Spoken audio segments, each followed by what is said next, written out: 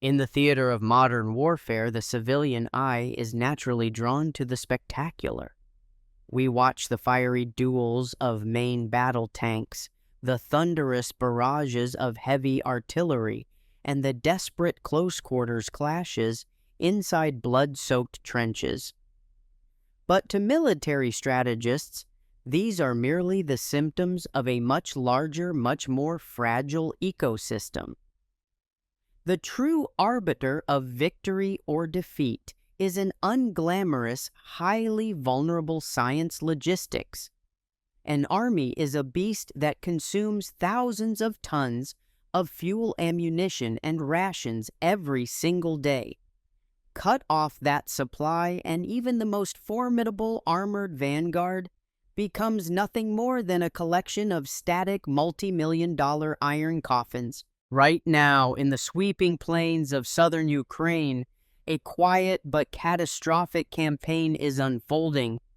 It is an operation executed not by heavy brigades or sweeping infantry maneuvers, but by swarms of highly advanced long-range loitering munitions.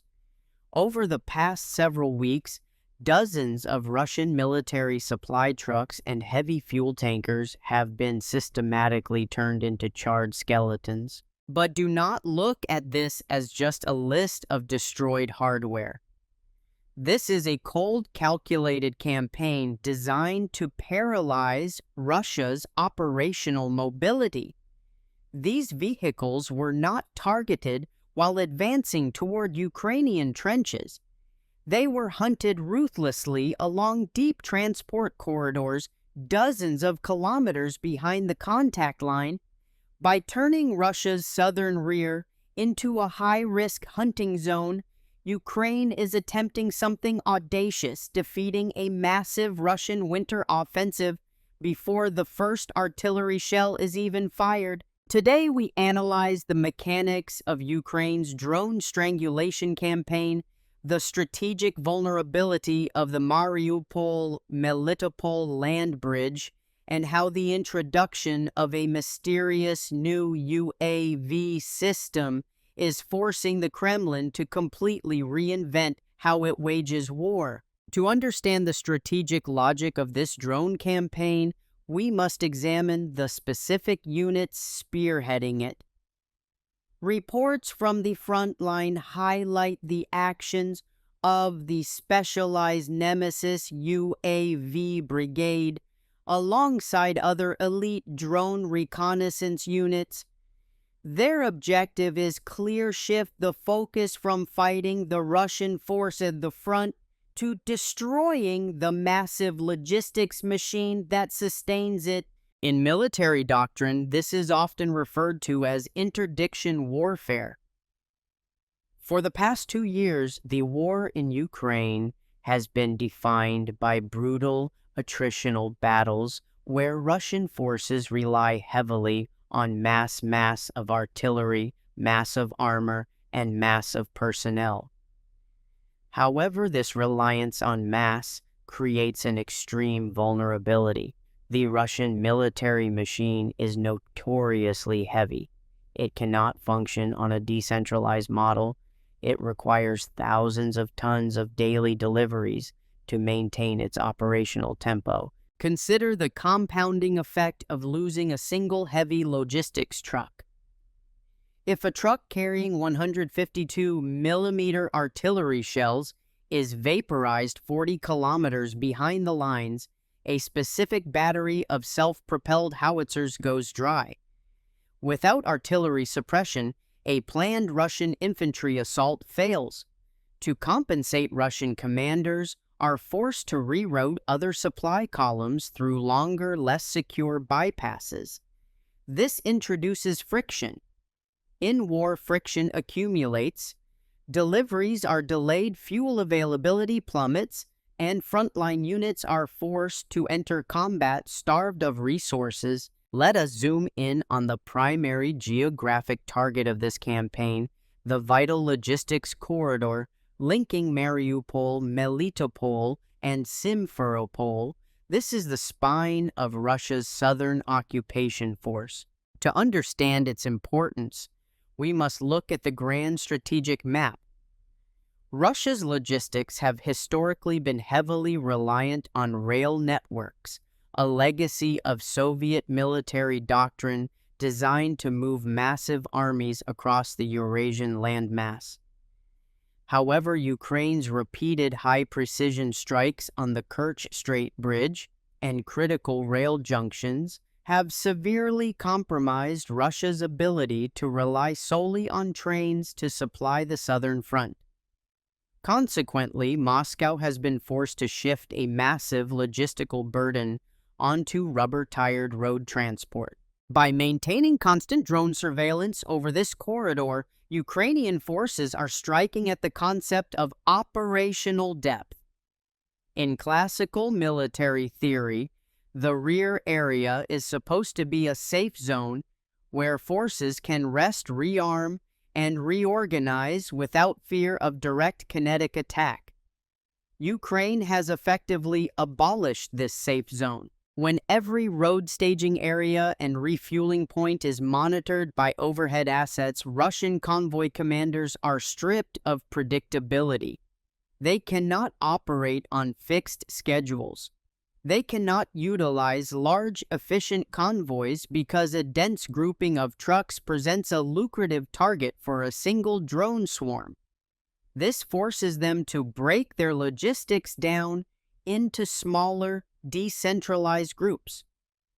While this increases survivability, it devastatingly reduces efficiency. It takes twice as many drivers, twice as much coordination, and significantly more time to deliver the same volume of supplies. The road itself has ceased to be a passive transit route. It has become an active hostile sector of the front line. Within the sprawling logistics network, Ukraine is executing a strict hierarchy of target prioritization. While ammunition trucks and troop transports are highly valued, there is one target that stands above all others: the fuel tanker. The reason for this is rooted in the harsh realities of armored warfare.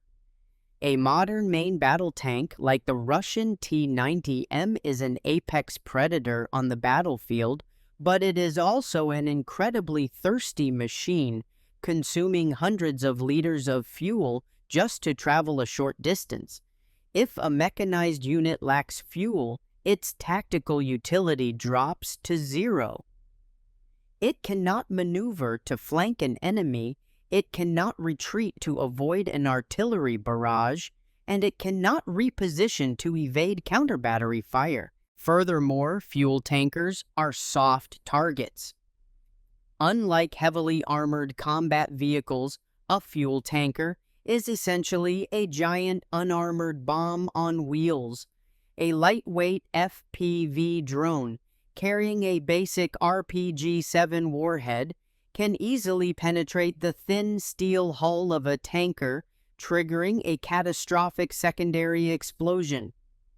The loss of the vehicle is immediate, but the downstream effects are prolonged. Fuel infrastructure is specialized. Replacing highly volatile transport tankers is far more difficult than replacing standard cargo trucks. But the campaign extends beyond the roads.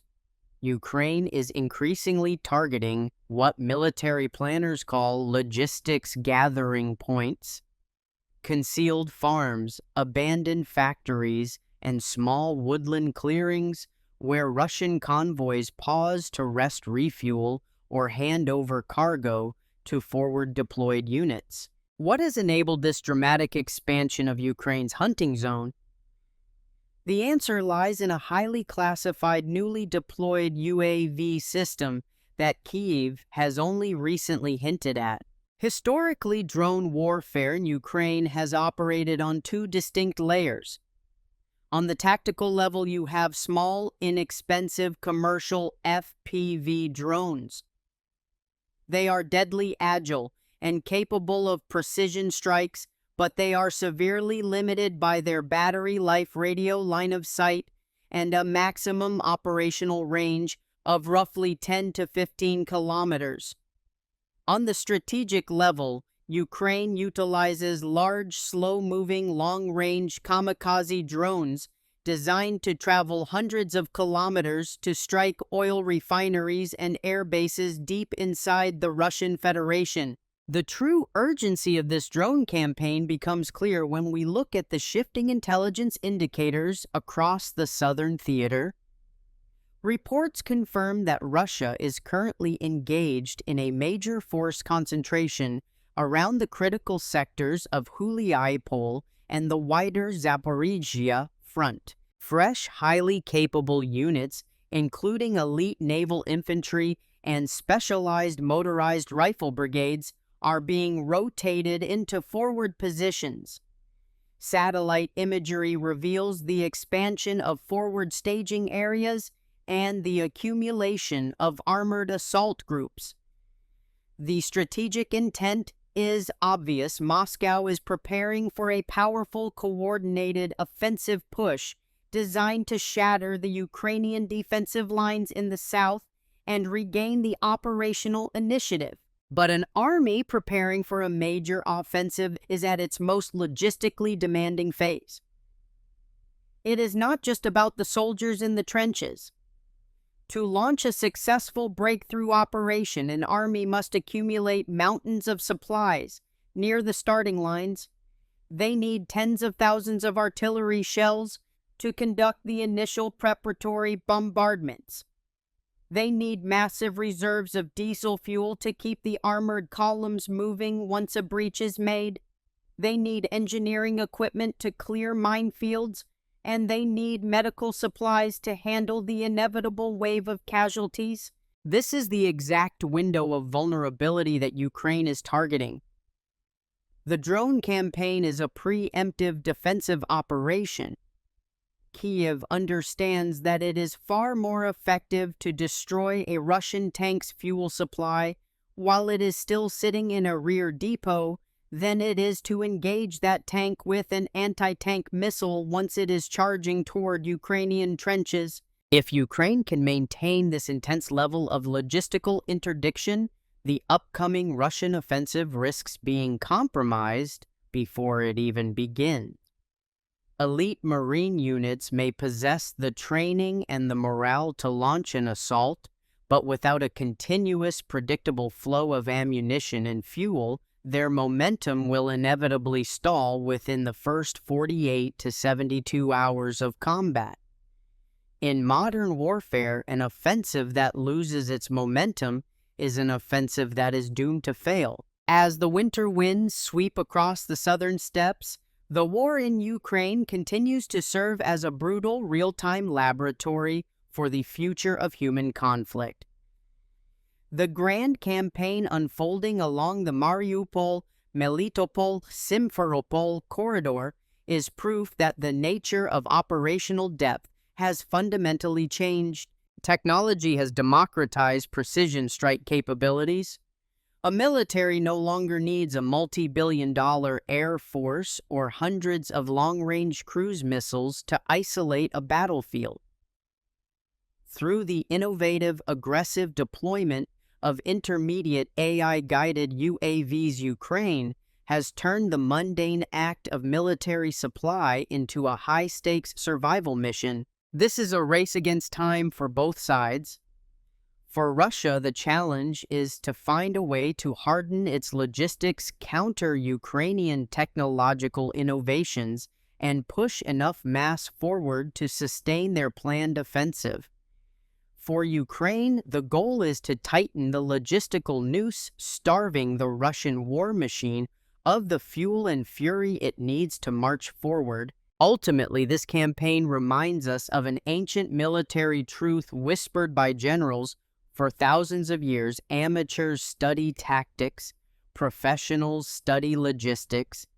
In the skies over southern Ukraine, the supply chain itself has become the primary front line. Thank you for watching this deep dive into modern military strategy.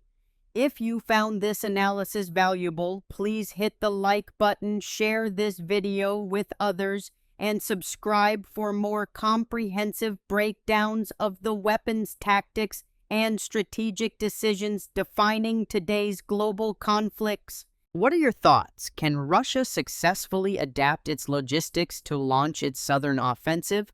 Or will Ukraine's drone campaign freeze the front line in place? Let us know your analysis in the comments below. Until next time, stay informed and thank you for watching.